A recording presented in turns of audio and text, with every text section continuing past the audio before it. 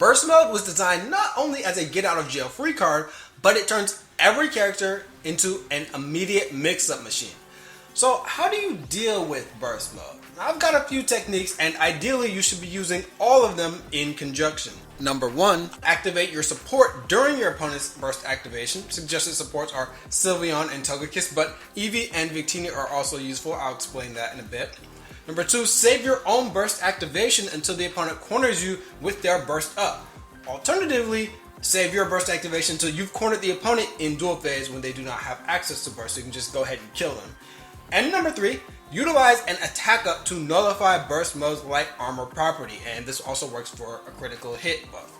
Dealing with burst is all about keeping the opponent out of mix-up range. So before any of these tips come into play, when your opponent is close to getting burst, shift them out of duel phase. Don't end your combos in wall splats and then try to set up Oki. Just finish the combo and shift them out of the phase.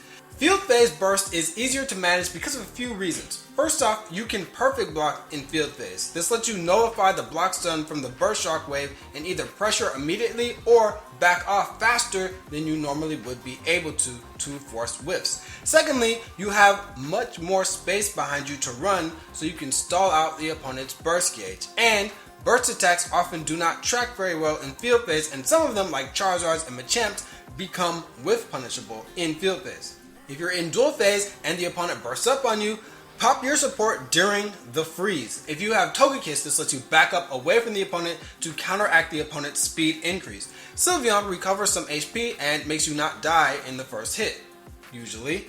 Eevee grants an attack up, which bypasses light armor. Also, the critical hit buff bypasses light armor too.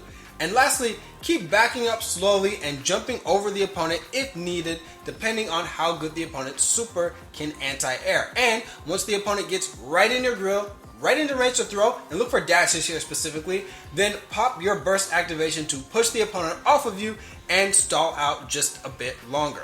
Alright, thanks for watching my very brief videos on Immaculate spacing. This is my general philosophy for Pokkén. I think it's a lot better to finesse the opponent and avoid their mix-ups than to play into the high-risk guesses. Stay tuned for anti-character guides for every single character in the game. They are full of a ton of actionable strategies, many of which I have not shared anywhere else. Thank you again for joining Pokkén Basics Plus.